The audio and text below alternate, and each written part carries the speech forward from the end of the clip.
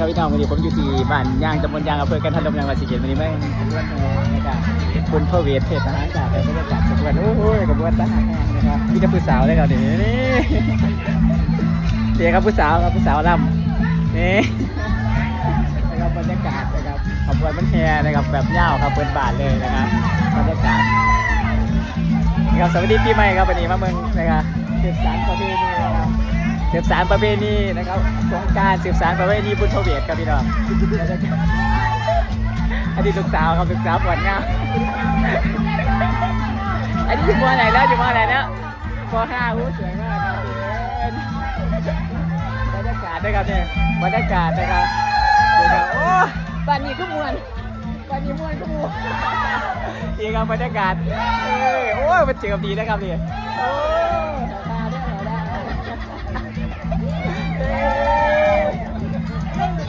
ดนตรีวันได้ยินเป็นแบบได้เห็นเขาทาเด้อเด้อตอนนี้กันเงาอย่างเดียวอย่าได้เลยเดี๋ยวเขาทากันนะ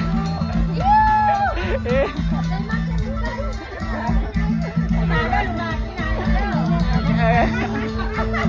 อเคครับเอาไหมสู้ค่ะพี่หนามาเดินหลงก็พี่หนามาวนนั่นเลยเร็ว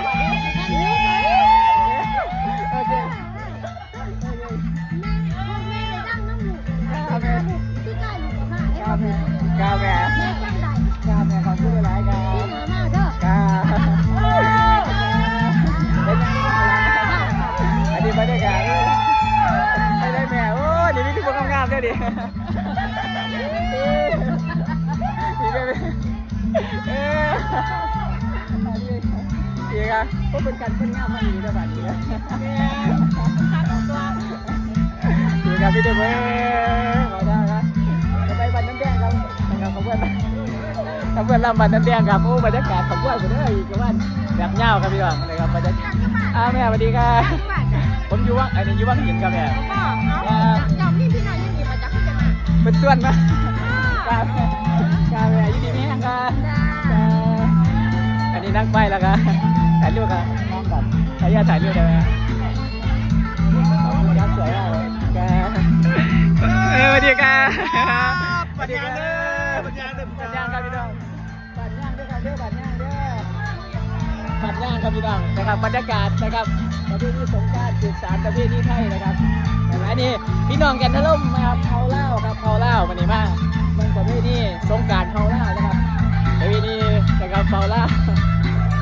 บรรยากาศครับนี่ยาวๆครับพี่น้องบรรยากาศนะ